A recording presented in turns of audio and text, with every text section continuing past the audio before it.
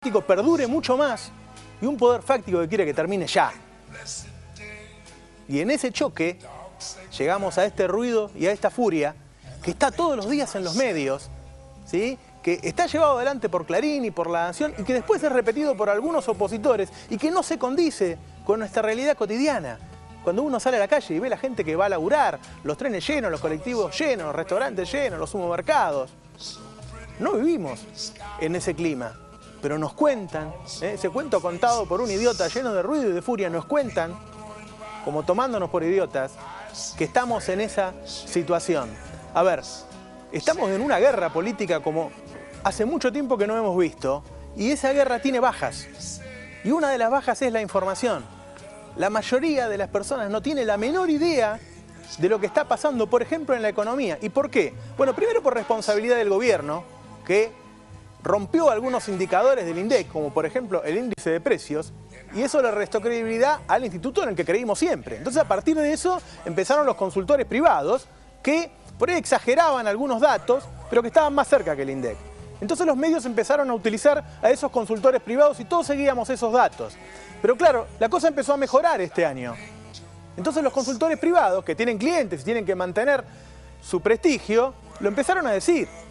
Pero los diarios no lo repiten. Por ejemplo, el año pasado los consultores privados y algunas fundaciones decían que la inflación era del 2,5% mensual. Y eso te da 25-30%. Ahora este año ya van 4 meses que la inflación es menor. Y los consultores y las fundaciones lo dicen, pero los diarios siguen repitiendo lo mismo. No tenemos idea cómo informarnos porque en este clima político, en este ruido y en esta furia, ya no sabemos qué es lo que está pasando. Vamos a ver algunos datos. Nosotros lo que queremos es mostrarles, ¿sí?, datos de consultores privados, que lo único que hicimos nosotros fue juntarlos y ponérselos para que los vean todos juntos. Porque esto ya no se ve en los diarios. Lo que uno lee en los editoriales del fin de semana de los diarios, lo que vi en los programas periodísticos de la semana pasada, es que todo sigue igual, que nada mejora o que al contrario empeora. Ahora vamos a ver los que los mismos consultores privados, que algunos de ellos incluso son candidatos de la oposición, dicen que está pasando, cosas que no podemos ver dentro de este ruido y de esta furia. Vamos a ver la primera placa. Miren, vamos a ver la inflación. Por ahí el tema que más nos interesa a todas. Estos índices no tienen nada que ver con el INDEC. Ahí les dice de quién es. La inflación del Congreso, que es un grupo de 17 consultoras que hacen un promedio, algunos legisladores, dio el 1,5 en abril. ¿Sí? Este índice de inflación viene bajando desde febrero cuando empezó el congelamiento de precios. La inflación de las provincias, hay algunas provincias que miden la inflación, da menos todavía, da 1,3. Y la de un consultor en particular, que lo puse porque es opositor, porque es candidato por el PRO de Macri, dice que la inflación es 1,2%. Ahora, a ver, si yo agarro 1,3, el medio de esas 3 que les mostré, y le multiplico por 12, los 12 meses del año, la inflación me da 15.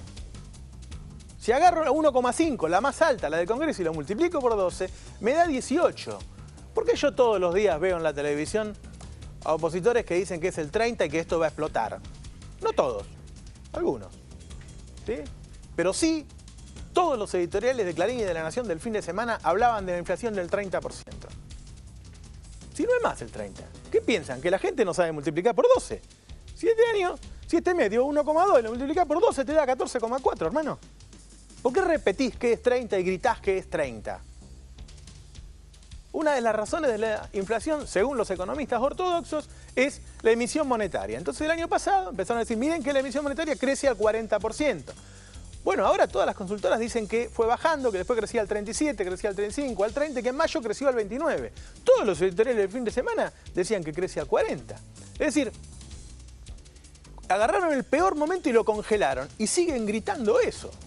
Ahora, claro, si vos gritas fuego todo el día y es peligroso, no es joda. Bueno, eso está pasando hoy en el país, hasta que llegamos un día en que decimos que estamos en el nazismo. Vamos a ver otro dato. La idea es que veamos esa información que no te están dando de consultores privados, no del INDEC, ¿sí? Que ya desapareció de los diarios. ¿Por qué? Y porque está mejorando, no mucho, no es que está volando la economía, pero está mejorando. Vamos a ver la segunda placa. Miren, ese es el consumo. Puse el consumo porque estoy repodrido de escuchar la palabra estancamiento. A ver, estancamiento es cuando el consumo está en 0, 0,5, 0,6. Bueno, Miguel Bain dice que en abril el consumo creció 3%. Carlos Menconial dice 2,9% y Orlando Ferreres 3,3%. Son todos economistas que no tienen nada que ver con el gobierno, ninguno. ¿Sí? Orlando Ferreres está muy en contra del gobierno. Melconian, como dije, es candidato del PRO. Miguel Bain es un candidato independiente. A ver, el estancamiento es cuando el consumo está entre 0 y 1%. ¿Sí? Más cerca de 0. ¿Sí? Ni baja, ni es recesión, ni crece. Si el consumo está en el 3,5%, es normal. No está volando, pero es normal. Bueno, agarren los diarios, entran a internet ahora y agarren los diarios del fin de semana, La Nación y Clarín. Hablan de estanflación, estancamiento con inflación, con una inflación que está bajando y un consumo que está creciendo. Está todo al revés. Quiere decir que ya no es que no ponen los datos del INDEC porque no creen en el INDEC. Que entre paréntesis el INDEC lo que cambió es el IPC, todos los demás también, pero no importa. No usan lo de los consultores privados. Hemos perdido la posibilidad de informarnos, de saber cómo estamos por la guerra política en la que todos estamos metidos. Vamos a ver otro dato. Por ejemplo, a ver, cuando una economía está destruida, como he leído en estos días en los diarios, lo primero que cae en Argentina es la industria. ¿Por qué? Porque es el eslabón más débil. Porque lo fuerte de Argentina es el campo. La industria lo sufre enseguida. Miren, según la Fundación Fiel, en abril la industria creció un 2,7%. Según Ferreres, un 1,9%. Y según la Unión Industrial Argentina, es decir, los tipos que tienen que ver con eso, creció un 3,1%. Miren, en 2009, por ejemplo, cuando realmente tuvimos una recesión por la crisis del Lehman Brothers, bueno, la industria caía un 3%, no crecía un 3%. Cuando nos va muy bien, cuando crecemos al 9%, y la industria crece un 5%. ¿Por qué? Y bueno, porque no es el fuerte de Argentina, porque la industria todavía está en vías de desarrollo. Bueno, está creciendo así. La construcción cuando se prohibió la venta de dólares para atesoramiento, se cayó, porque acá nadie quiere comprar ni vender nada si no es en dólares. Pero vamos a ver los datos. Ya hace 3 meses que la construcción está subiendo. ¿Usted lee un título en los diarios en donde diga que la construcción se está recuperando? Mire, ese índice Construya lo hace la Cámara de la Construcción. Los dos datos son de la Cámara de la Construcción. El primero es el total de la construcción, que en abril creció un 4,1%. No es un número chico, es un 4,1%. El índice Construya se hace con todos los insumos de la construcción, ¿sí? Agarran cuánto creció la venta de cemento, cuánto creció la venta de cal, de ladrillos, y hacen un promedio y le da ese índice Construya que creció un 4,4%. Ahora, usted va a leer todos los días en los diarios y va a escuchar, por más que estos índices privados que le estamos dando, repito, estamos dando en economía política, índices privados de consultoras y fundaciones. ¿Sí? Nosotros lo único que hacemos es ponérselos ahí porque usted no los puede ver en los diarios. Lo que usted va a leer en los diarios todo el día con este clima en el que vivimos, con el ruido que le meten los medios, es que la construcción está destruida. Este gobierno que destruyó la construcción. Sí, la verdad es que el año pasado le hizo bastante daño a la construcción. Pero hoy no está pasando. Hoy no es así. Usted no tiene la posibilidad de informarse hoy en la Argentina. Los diarios del fin de semana fueron catastróficos. Realmente parecía que estábamos viviendo en esa Alemania que les mostrábamos al principio del año 30. Porque ellos construyen esa realidad y después le ponen el título. ¿Sí? Vamos a ver más datos de estos datos privados que les queremos mostrar. Miren, algunos datos sueltos fuertes. La inversión extranjera directa CEPAL. CEPAL depende de la ONU, ¿sí? No tiene nada que ver con nosotros. Creció 27%. Es la plata que traen los capitales que entran al país para invertir en fábricas o en máquinas para producir. Vehículos nuevos se vendieron en abril 36% más que en abril del año pasado. Se vendieron 82.000 vehículos nuevos. Autos usados en abril se vendieron un 27% más. Repito, no es una jauja. Yo diría que la economía hoy está a media máquina, ¿sí? Por varias razones, entre ellas por errores del equipo económico. No es que estoy defendiendo al equipo económico. Estoy diciendo que nos están informando mal. Un país destruido. Mire, cuando usted quiere saber cómo anda un país, usted se baja del avión en cualquier país y ve el parque automotor. Y ahí se da cuenta más o menos cómo anda el país y más o menos cómo anda la clase media. Bueno, en Argentina hace 8 años que se están vendiendo 600, 700, 800.000 autos. Aparentemente este año se van a vender 900.000. En abril se batió récord histórico, creció 36%. ¿Qué tiene que ver eso con lo que usted leyó en los diarios este fin de semana? Con las catástrofes que nos mostraron este fin de semana. Repito, son índices privados que hoy por hoy ya no podemos ver más en Argentina. Nos impiden enterarnos de eso, ¿sí?, por el ruido y la furia que le muestran los medios de comunicación y al que se suben algunos opositores para crear este clima enrarecido en el que vivimos, en que llegan en un momento a contarnos que nos parecemos a la Alemania nazi, porque ya nada alcanza para calificarlo. Primero nos compararon con la última dictadura, la de Videla. Me parece que se quedaron cortos, no alcanza. Entonces ahora, supongo que en la próxima marcha veremos los carteles de nazis, ¿sí?, la próxima marcha opositora. Ahora lo comparan con el nazismo. Y con todo ese ruido, usted no se puede enterar de estas cosas que le estamos contando, que son índices privados. Vamos a ver el último, que tiene que ver con el crecimiento de la economía, ¿sí? Es el único que se adelantó a dar el crecimiento del Producto Bruto Interno, es decir, el total de la economía, fue Orlando Ferreres. Orlando Ferreres, que estuvo en el gobierno de Menem, es un hombre de pensamiento neoliberal, opositor al gobierno, ¿sí?, pero cuyos datos son comprados por muchas empresas y es, al igual que todos los índices que le dimos, no le dimos cualquier índice, ¿sí?, le dimos Melconial, le dimos Fiel, le dimos Orlando Ferreres, le dimos consultores que son contratados por grandes empresas, que son tipos serios, prestigiosos, que uno puede discrepar en lo que dicen, pero por algo los contratan, ¿sí? Bueno, él dice que en abril la economía creció un 3,2%. Es decir, no es mucho. Y no, la verdad que no es mucho porque crecíamos al 9%. Ahora, no es una crisis. Ningún país que crece al 3,2% dice que está en crisis, ¿sí? Después vamos a hablar, vamos a tener a Ricardo López Murphy, a Claudio Lozano, y vamos a hablar de los problemas que tiene la economía, porque la economía tiene problemas, ¿sí? El tema es que ya no sabemos a qué lugar llevarlo para contarle a la gente lo desastroso que está, y no está desastroso. Los datos son esos. La economía está creciendo, ¿sí? El consumo está creciendo, poco, está creciendo, ¿sí? La venta de autos está creciendo mucho, la construcción está creciendo, la industria está creciendo. Eso ya no sale en los diarios. Y un dato que desapareció de los diarios. Mire, usted agarra, si tiene un rato, busque cualquier diario latinoamericano, europeo, del norte de América, y va a ver que en todos los diarios hay 1 o 2 títulos en la tapa sobre lo que está pasando en Europa. Porque lo que está pasando en Europa es único. Nunca se vio un desastre como el que está ocurriendo en Europa. En Argentina no está. ¿Por qué cree que no están esos datos en los diarios de Argentina? Porque si no, usted podría contextualizar. Usted podría decir, ah, claro, entre otras cosas por ahí no crecemos tanto porque mira, los europeos están muertos. ¿Y sabe qué? Europa no es joda. En Europa viven 500 millones de tipos que son los que más consumen en el mundo. Los grandes consumidores están en Europa. Bueno, ese continente está peor de tener que remontarse a la última guerra mundial para encontrar un desastre. A ver, ¿qué pasaba en Argentina antes? Recuerde, el año 95 estornudó México, tuvo una pequeña crisis México porque había subido la tasa de interés en Estados Unidos. Acá se llamó el efecto tequila, acá nos destruyó. Acá el desempleo subió del 10 al 18%, un 80%, todo por una pequeña crisis en México que terminó siendo más grande en Argentina que en México. Después nos comimos la crisis de Corea, nos destruyó a nosotros, la de Rusia nos destruyó a nosotros. Terminamos en 5 años de recesión porque todo nos pegaba a nosotros, pequeños países. Ahora están todos los europeos destruidos y ya no es el sur de Europa.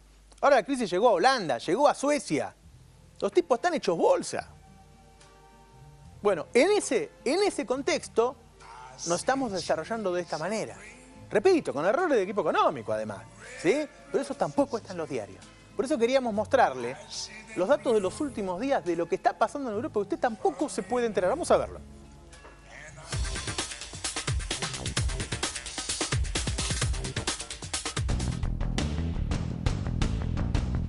La economía alemana frena su crecimiento. El Producto Interior Bruto creció en el segundo trimestre del año solo 1/10 con respecto al primero. Toda la crisis de la deuda en los países de la zona euro y la delicada situación que atraviesa Estados Unidos parecen estar en el origen de estos malos datos. La economía francesa ya está oficialmente en recesión, tras caer un 0,2%. Suecia vive la peor oleada de disturbios migratorios en años.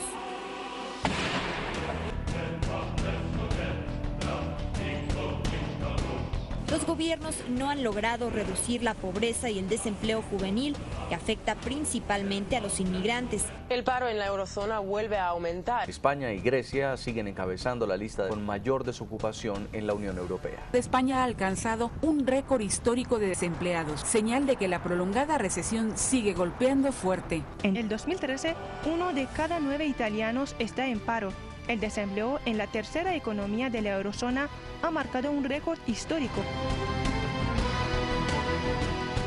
La crisis es un ajuste de un proyecto de unificación tendiente a mejorar la competitividad de la región con el método neoliberal de bajar salarios para que las empresas transnacionales logren mejores beneficios sobre la base de ajustar. La actual es un coletazo de la crisis financiera global de 2008-2009. Los ajustes salvajes que vemos hoy en Grecia, en Italia, en Portugal, en España, edades jubilatorias, duración de las jornadas de trabajo, mecanismo de regulación del mercado de trabajo, etc., habían sido logros históricos de la sociedad europea.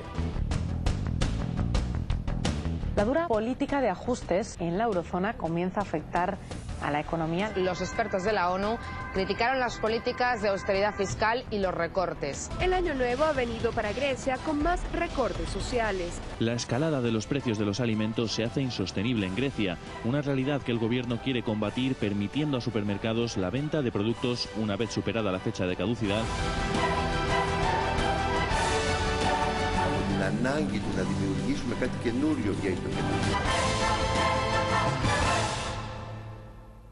Ahí es donde aparecen quiénes son los perdedores de la crisis en la actual coyuntura.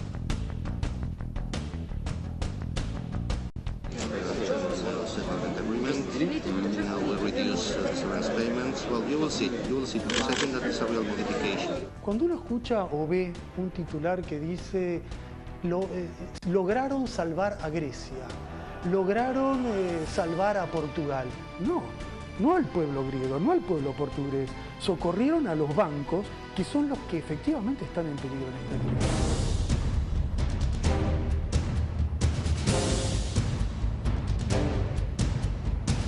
Yo creo que no hay una salida de la crisis a corto plazo. Recortar la seguridad social, aumentar la edad jubilatoria y generar un mercado flexible de precarización laboral. Bueno, esa no es la Europa que conocimos, pero esta es la Europa que se viene si continúa este plan de ajuste. El sistema financiero internacional, los organismos, son parte constitutiva de la crisis. No solo no han sabido preverla, sino que en cierto sentido la han provocado. Y ahora están administrándola. Finca número 45.879, inscripción octava de hipoteca. ¿Hay algún postor? Se declara desierta. Finca número 45.879, inscripción octava de hipoteca. ¿Hay algún postor? Se declara desierta. Los desahucios en España se han incrementado en un 15,9% en 2012. Yo llegué, estaban reventándome la puerta de mi casa. Yo no me niego a pagarla, lo único que quiero es seguir con mi casa. Porque es que me veo en la calle, El 34% de los suicidios serían causados por los desahucios. Y en Grecia aumenta la lista de suicidios. El caso más reciente es de un hombre de 91 años. Un carpintero ahogado por las deudas se colgó cerca de Roma. 2 personas se han quitado la vida en menos de 48 horas en Málaga por sus problemas para pagar la hipoteca. Se produjo una concentración ante el Parlamento griego bajo el lema "No nos acostumbremos a estas muertes".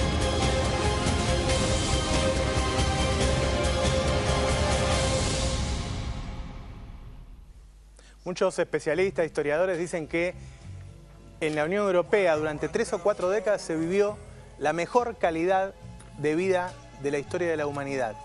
Y eso es lo que está pasando hoy en la Unión Europea.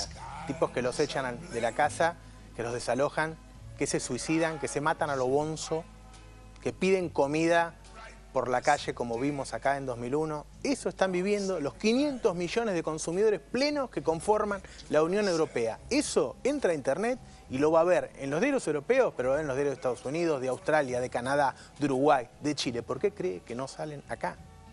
Porque eso le daría algún contexto y uno podría, además de echarle la culpa al gobierno, decir, ah, claro, crecemos menos porque está pasando eso, algo debe tener que ver. Si antes estornudaba México y nosotros nos destruíamos, algo debe tener que ver.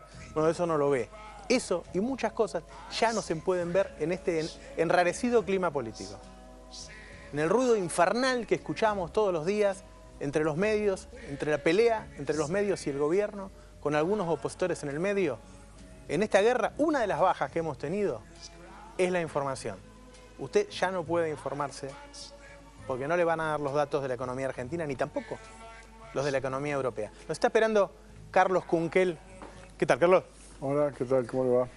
Bueno, no es solo culpa de los medios y culpa de algunos opositores. Yo decía, bueno, dentro de la información hubo un problema primero con el INDEC, dejamos de creerle al INDEC. Y dentro de la tensión también muchas veces tiene que ver con algunos funcionarios, con algunos políticos del gobierno. Estamos en un clima de guerra muy fuerte. No, yo no lo veo así. Yo camino por la calle, voy a mis barrios en Varela, ando permanentemente por el conurbano. No, en la calle no se ve eso. Bueno, no se ve. Entonces se ve. Se ve en la televisión, en los diarios. Nosotros no estamos en guerra con nadie, Sí. más que con la injusticia, como ha estado siempre el peronismo desde que surgió hace más de casi 70 años. Y nosotros nos vamos, nos reunimos, transitamos por las universidades del conurbano, vamos a reuniones en los sindicatos, caminamos por la calle, no se ve ese clima. En el Congreso sí se ve, yo lo he visto, usted se comió un manotazo el año pasado. Bueno, pero eso... Chivo Rossi le pegaron un botellazo. Es ante la impotencia de no tener propuestas políticas y no saber qué van a hacer el día siguiente. Lamentablemente, muchos de los colegas diputados están esperando que el diario les tire el diario por abajo de la puerta para saber qué es lo que tienen que decir ese día. Entonces eso, claro, los pone un poco nerviosos, un poco irritables, ¿no? Pero no es el clima que vivimos los militantes del peronismo y los dirigentes del peronismo, para nada. ¿No? ¿Están tranquilos? No, estamos tranquilos, no, estamos ocupándonos como siempre. Un poco más nerviosos estábamos cuando nos tiraban vivos al mar, cuando ahí sí el clima era de fiesta, cuando salían los títulos elogiando a la dictadura, los mismos que después la denostan. Bueno, ahí era para preocuparse en serio. Ahora es una compulsa política, dos modelos, el modelo neoliberal dependiente que viene ya desde la época de los unitarios hace 200 años, y en aquella época entre unitarios y federales, después fue entre el irigoyenismo y la concordancia, y ahora desde hace ya casi 70 años es entre el peronismo y los liberales, ¿no? Bueno, no toda la oposición es neoliberal, está el FAP, está parte del radicalismo que... Dime a quién beneficias con tu accionar y te digo para quién trabajas. Sí.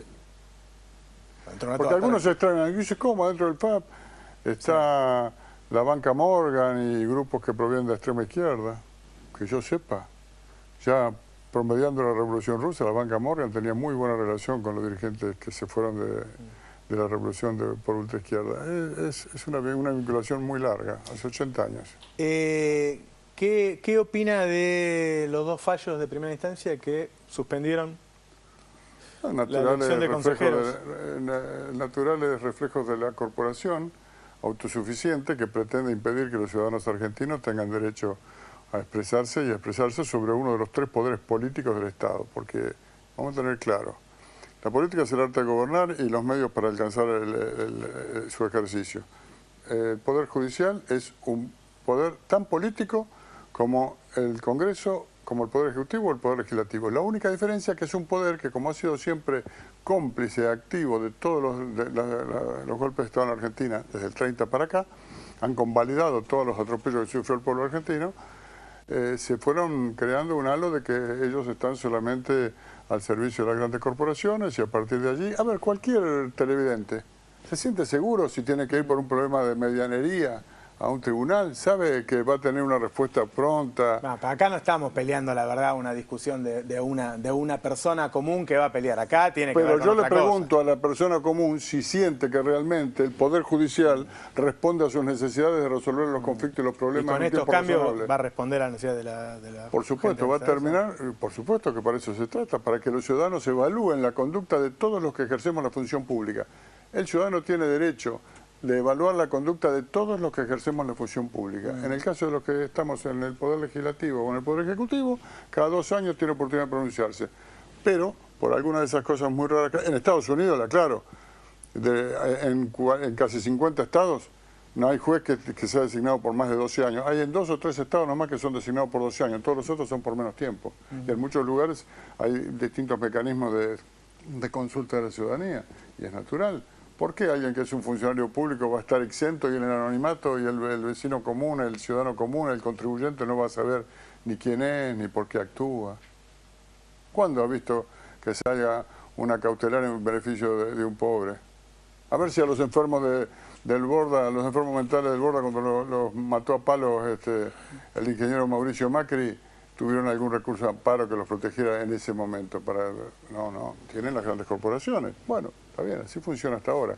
Nosotros esperamos, y vamos a lograrlo, sin prisa pero sin pausa, ir transformando y fortificando la institucionalidad en la Argentina y la democracia para que todos los ciudadanos nos evalúen a nosotros, al Poder Ejecutivo, pero también al Poder Legislativo. Parece que le va a costar, digo, porque ustedes legislan sobre las cautelares y esa legislación se las paró una cautelar. Va a ser jodido. Es natural que sea la autodefensa que ejerce la corporación. Usted ve cómo viven los jueces y con qué frecuencia viajan y en qué condiciones viven y los que han sido jueces. Los políticos también viven bien, ¿con qué? Pero por supuesto que sí, pero la ciudadanía tiene derecho a castigarnos con su voto si no está de acuerdo. Ahora, no es que también, ¿y por qué a ellos no se lo puede evaluar? ¿Por qué no pagan las ganancias? ¿Por qué no se jubilan a la edad que establece la Constitución? La Constitución determina que a los 75 años los jueces tienen que jubilarse. Ellos dijeron, no, la Constitución con respecto a nosotros es inconstitucional. Están por encima del poder constituyente.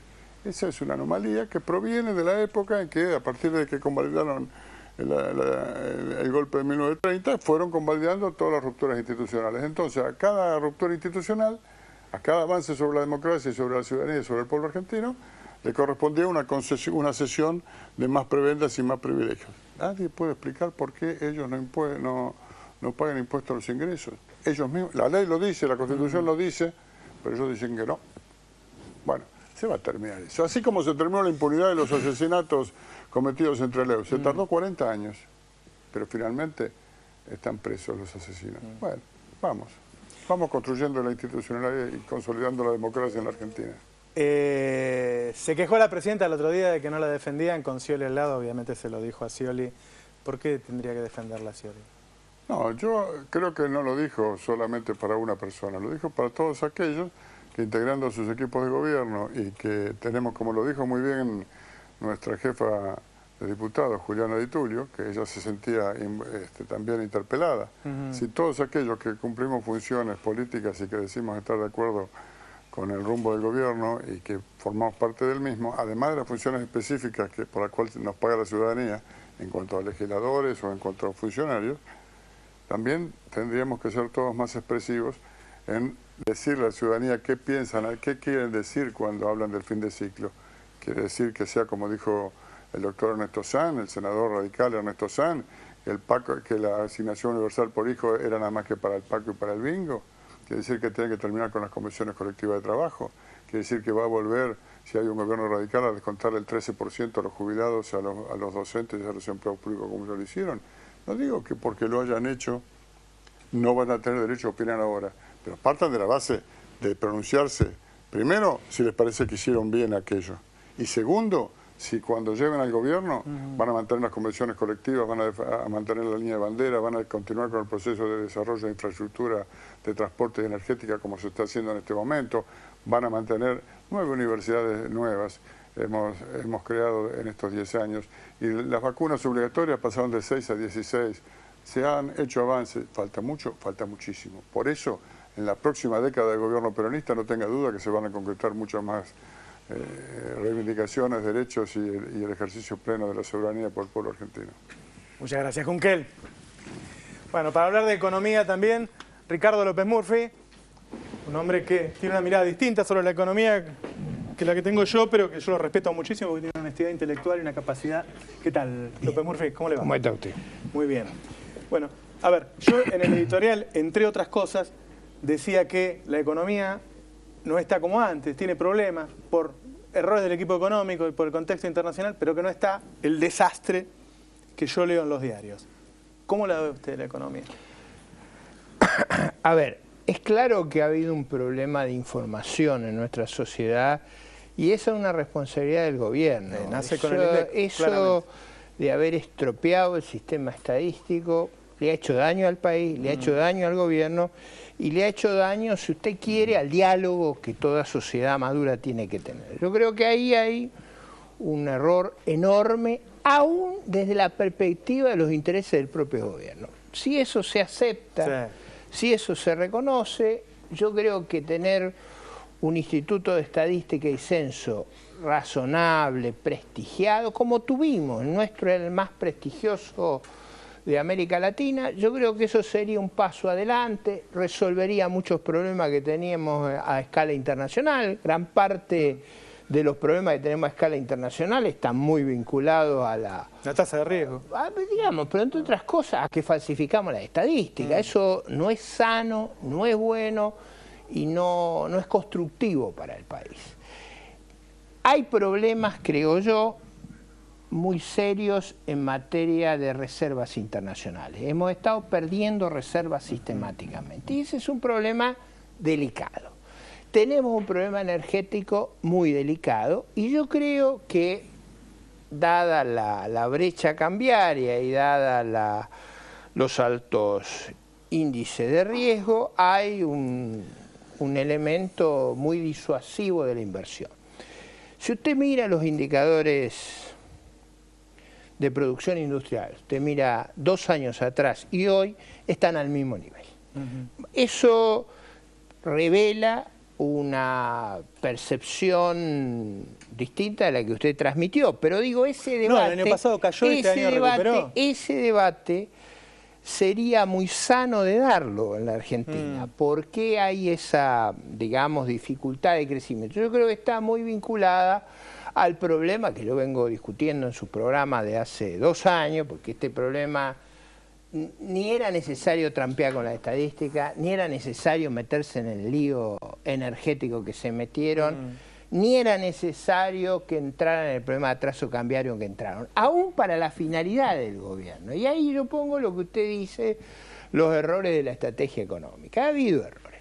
Ahora, yo creo que lo más sano es un debate diciendo la verdad. Si uno va a ese debate diciendo la verdad de la manera más transparente, yo creo que todos nos vamos a beneficiar y nos va a ayudar a tener una perspectiva. Ahí quiero decirle una cosa.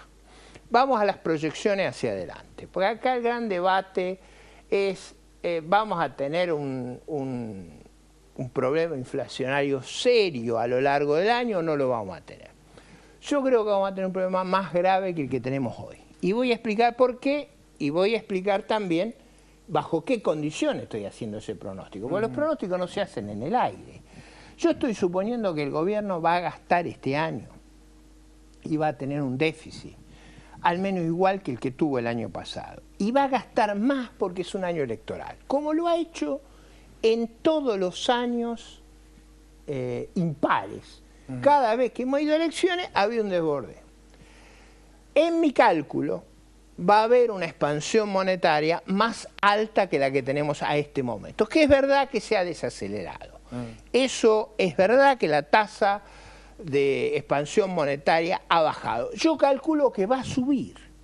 ¿Por qué calculo que va a subir? Porque yo creo... Pasa que así juzgamos un futuro posible que no sabemos pero si es así, en vez de un presente. Yo estoy tratando de ser lo más transparente posible. Yo creo que va a subir esa expansión monetaria. ¿Por qué? Porque creo que va a haber una política fiscal muy generosa por el turno electoral. No estoy diciendo nada del otro mundo. Parte de la expansión que yo creo estaba computada para comprar reservas. Es verdad que no están comprando. Entonces, si usted me dice, no, mire, yo creía que el gobierno no iba a perder tanta reserva como está perdiendo, es posible que no expanda tanto porque ha decidido perder reserva de una manera extraordinaria. Yo creo que ese rumbo es muy peligroso. Pero es una estrategia de financiarse. Si usted se financia perdiendo reserva, yo creo que es muy peligroso para adelante. Lo han estado haciendo y probablemente en mis cálculos yo había supuesto, y lo digo con toda franqueza, una tasa de acumulación de reserva que el gobierno no está haciendo. Me parece que eso es pan para hoy y hambre para mañana, pero es un debate legítimo que tenemos que tener. Creo que va a haber un problema en la construcción por la caída de las ventas. O sea, es difícil que usted piense que va a haber mucha construcción si las ventas han caído fuertemente. Las ventas caen, en parte por el cepo, en parte porque han cambiado las expectativas sobre la economía argentina. Usted recuerde que en el año 2011 el gobierno tuvo una victoria espectacular que debo decir que no jugó mucha gente durante 2 años antes. Yo dije, van a ganar, pero van a ganar porque el ciclo económico los va a favorecer. Hoy creo que no es así. Yo creo que el ciclo económico no los va a favorecer y creo que la política que van a tratar de, en mi opinión, que es objetable, yo creo que van a expandir mucho el sector fiscal y van a monetizar. Entonces, todos los pronósticos están basados sobre una hipótesis que no es arbitraria, recoge lo que han venido haciendo. Ahora Ricardo, me dice, está bien, usted me está hablando del futuro y puede ser que la acierte. Déjeme ser preciso sobre esto. Usted hizo un argumento que es un argumento que yo no comparto, pero que es, como todo esto en economía, son falsificables los argumentos. ¿Qué quiere decir falsificables? Son hipótesis que uno las contrasta con la realidad, después veremos cuál funciona. Claro. Yo no creo que lo de Europa afecte a Argentina. ¿Qué es lo que afecta esencialmente a Argentina? Le afectan 3 cosas. Le afecta sobre todo cómo le va a los precios de sus commodities. Y la verdad es que los precios de las commodities están muy bien. Si los precios de la soja están muy bien, usted tiene que cometer muchos errores para que haya un problema. Segundo, ¿qué otra cosa le afecta mucho a Argentina? Le afecta mucho a Argentina cómo se desempeña Brasil.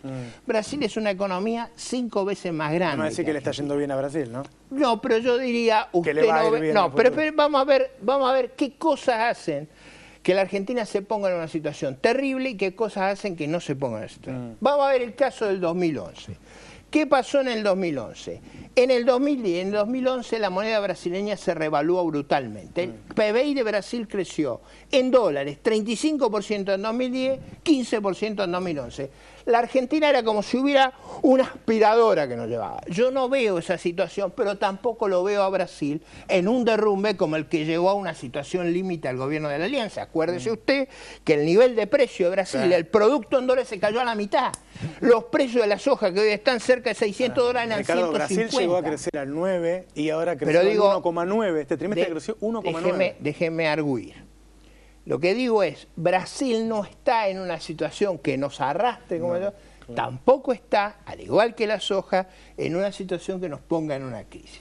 ¿Cuál es la tercera circunstancia? Que el mundo esté viviendo una crisis. Yo no veo una crisis a nivel internacional. Si usted quiere, la economía internacional está creciendo a tasas relativamente bajas respecto a esos años esplendorosos que tuvimos entre el 2003 y 2007, pero está creciendo con la particularidad que los que nos compran a nosotros están creciendo a 3 veces la tasa de que crece el mundo, que es, por ejemplo, el caso de China, el caso de China crecía al 12, ahora crece al 7,5. 7,5. Es verdad que el mundo, pero es que usted no puede pensar que se va a sacar la lotería. No, siempre. está bien, lo que digo es que no están tan bien. No, además, pero digo, antes estornudaba México y nosotros nos destruíamos. Ahora, si usted, no, pero ahí viene la cuestión. Usted hizo una reflexión que es importante para entender lo que pasó a fines de la década del 90. ¿Qué fue lo que pasó?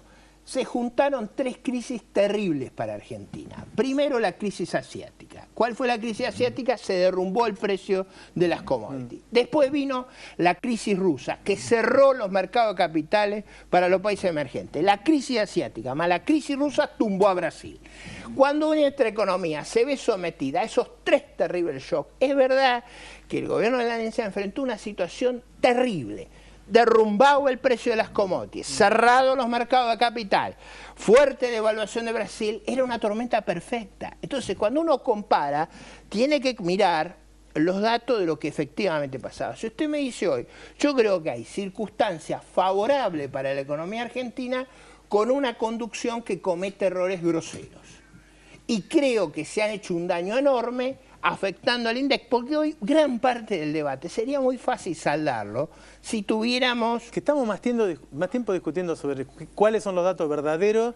Bueno, ese no es un tema menor, pero ahí viene otro punto que yo censuro seriamente al gobierno, porque no solo hizo lo del INDEC, persiguió a los centros de estudio que producían estadística independiente, le inició juicios civiles y penales. Por eso esos datos se publican vía la inflación Congreso, porque yo los conozco muy bien esos datos. ¿Por qué no los publican hoy más? Porque han sido sometidos a juicios penales y civiles. Y esa agresión a la libertad científica, académica, fue más grosera aún que lo que hicieron en el INDEC. Está muy bien. Gracias. Muchas gracias, López Murphy. Bueno, interesante escuchar a López Murphy después de escuchar mi opinión sobre cómo está la economía, que en este programa pueda escuchar a alguien que piensa absolutamente distinto. Volvemos en un minuto.